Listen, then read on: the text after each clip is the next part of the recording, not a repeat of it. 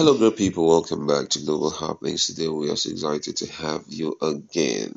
Very soon, Nigeria will be booming again with details of what is going on in the Supreme Court. Don't forget that yesterday, Peter Obi of the Labour Party and Atiku Abubakar of the PDP, both of them have submitted their appeal against the PEPC judgment, and in the appeal, we're going to be looking at it because it has details of what they really want Supreme Court to look at. If I summarize it, they're going to be talking about the 25% in FCT, and they still are maintaining their stand. We don't know how the Supreme Court will interpret it because already we know that there's a precedence far back 2003 and 2008 about that, which was from judicial precedent from the Supreme Court. So one of the issues of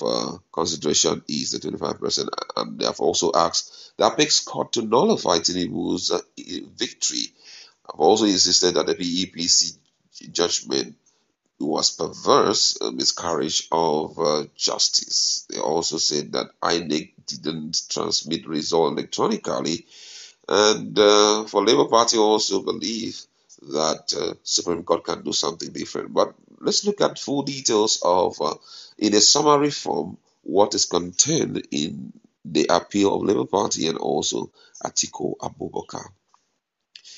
And according to the news, determined to nullify the election of President Bola Ahmed Tinubu, candidate of the People Democratic Party (PDP), Alhaji Atiku Abubakar, and his counterpart in the Labour Party, Mr. Peter Obi, yesterday lodged separate appeals before the Supreme Court. The two candidates in their appeal prayed the apex court to set aside the judgment of the Presidential Election Petition Court (PEPC), which affirmed Tinubu of the ruling All Progressive Congress (APC) as the winner of the February 25th presidential elections. Specifically, they argued that the lower court erred in its judgment because Tinubu did not get at least 25% of vote cast in the Federal Capital Territory (FCT) Abuja, adding that the Independent National Electoral Commission (INEC) deliberately refused to transmit the result of the poll electronically to its portal in accordance with its guidelines.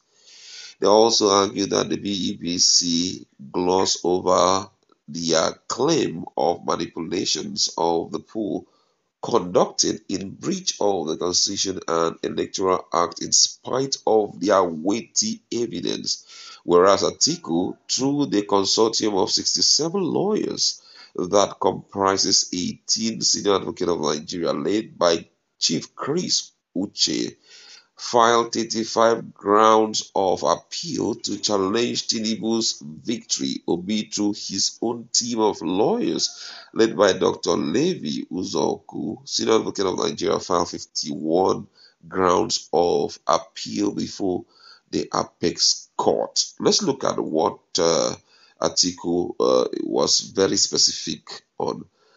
And Atiku, in his appeal, maintained that the verdict of the Justice Haruna Samani-led five-member panel of the Court of Appeal, which had on September 6 dismissed his petition against the outcome of the presidential election, was not only against the weight of evidence, but occasioned a grave miscarriage of justice against him. The former vice president insisted that the PEPC panel erred in law when it failed to nullify the presidential election on the grounds of non-compliance with the Electoral Act 2022, even when evidence that was adduced before it shows that the Independent National Electoral Commission (INEC) acted in breach of extant laws and regulations guiding the conduct of election. He accused the PEPC of reaching its unanimous decision based on gross misconstruction and misrepresentation of provision of both the 1999 Constitution as amended and the Electoral Act 2022. In his word, and I quote, he said, the lower court erred in law when it refused to uphold the mandatoryness of a electronic transmission of result for confirmation and verification of final result introduced by the Electoral Act 2022 for transparency and integrity of results in accordance with the principle of the Act. He argued that Section 64, subsection 4 and 5 of the Electoral Act, as well as INEC regulation and guidelines for the conduct of the election, which he tendered in evidence, made mandatory the use of bimodal voters accreditation system (BVAS) machines for electronic transmission of results of the election directly from the polling unit to INEC's collation system for the verification, confirmation, and collation of results before announcement. Atiku told the Apex Court that some of the presiding officers who personally handled the BVAS machine at polling unit on the election they had in their testimony before the PEPC confirmed the non-transmission of results of the presidential election electronically from the BVAS machine, whereas results of the National Assembly election that held simultaneously were electronically transmitted without difficulties. The bypass of the use of the prescribed verification technology was nationwide, affecting the entire polling unit and collision of results all over Nigeria and substantially affected the outcome of the election. More so, he told the court that INEC's sole witness, Lawrence Bayode, admitted that the commission experienced a technical glitch that made the system to fail to work on the day of the election, which technical glitch was not explained by the first respondent. Besides, he argued that the virtue of Section 169, subsection 1 of the Constitution and Section 148 of the Electoral Act, the INEC regulation and guideline had the force of law, being a direct product of the Constitution itself, thus qualifying as a subsidiary legislation. Atiku told the Apex Court that the non-compliance with the Electoral Act was nationwide, cutting across 176,846 polling units in the country, a situation he was substantially affected. He said, sorry, I'll take that again. He said the situation he said substantially affected the outcome of the election. The case of the appellant was that under the new legal regime of technology-based collation of results under Electoral Act 2022, the appellant, by credible evidence, established deliberate non-compliance by the first respondent with the electronic transmission of election result, which was nationwide. He said the outcome of the election ought to have been cancelled based on the doctrine of legitimate expectation. On the issue of FCC 25% requirement, which he said is mandatory, Atiku Abubakar argued that it was an additional and mandatory requirement to the provision relating to the highest lawful vote, and therefore the condition precedent to a declaration by INEC. They said FCT Abuja cannot be constituted as the 37th state of Nigeria as done by the lower court in the light of the clear provision of Section 2, subsection 2 and Section 3, subsection 3 of the 1999 Constitution. The lower court failed in its duty to interpret the material word and in the said subsection. The provision of Section 134, subsection 2b of the Constitution is clear on the requirement that a presidential candidate must score at least 25% of the total vote in FCT Abuja.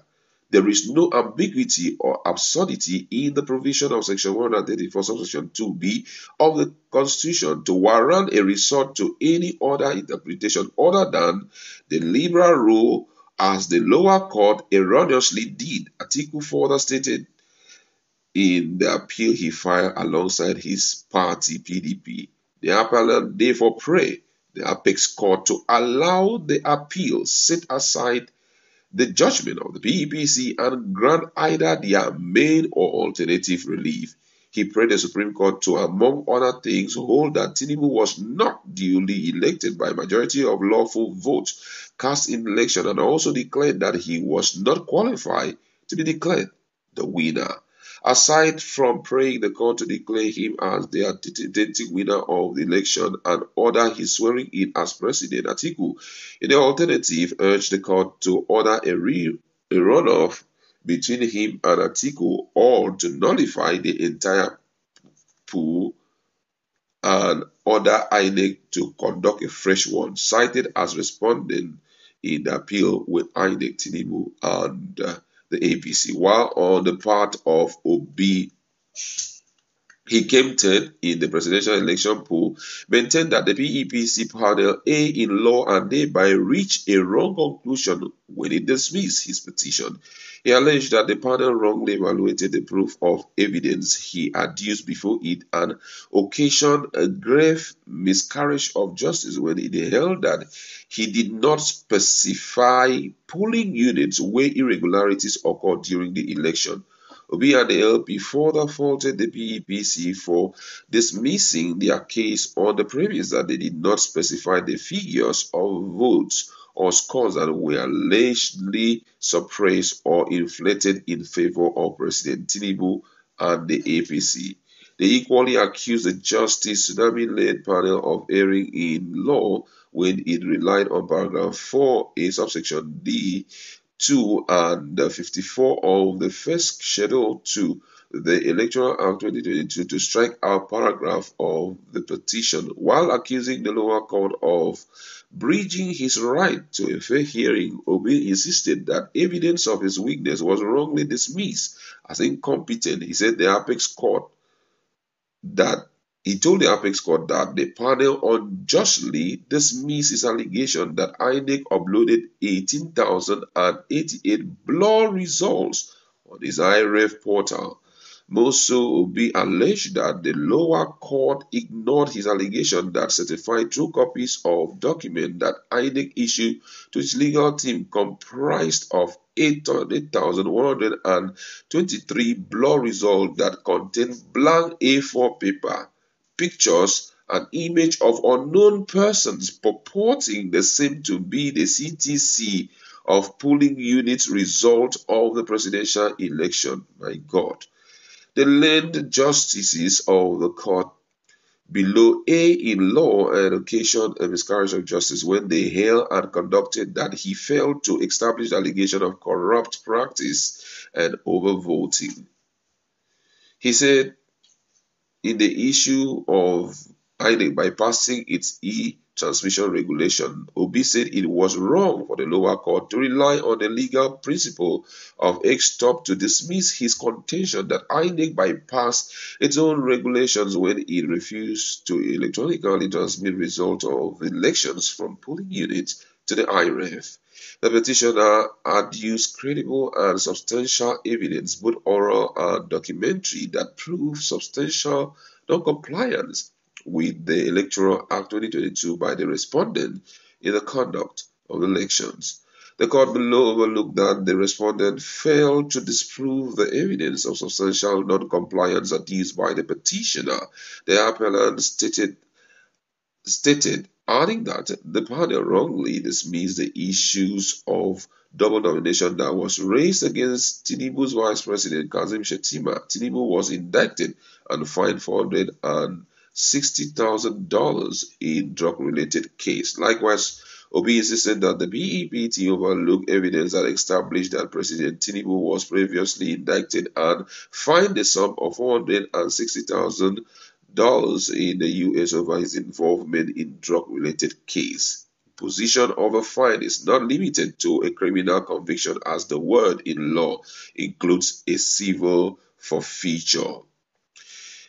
The Labour Party also went further to state why they are in court. And this came via the office of the National Publicity Secretary, Obi who said the decision to challenge Tinubu's election at the Apex Court was based on the conviction that the lower court, in fact and in law, by arriving at the conclusion contained in the judgment. Ifa, in his words, said the 51 grounds are considered an error in the law as the party's legal team intends to prove that the APC presidential candidate in the election, Mohamed Tinubu, did not win the election and that it was wrong for both INEC and the PEPC to declare him winner of the election when many controversial points were proving otherwise. Obi and the Labour Party are seeking from the Supreme Court four key points: allow the appeal, set aside the perverse judgment of the PEPC,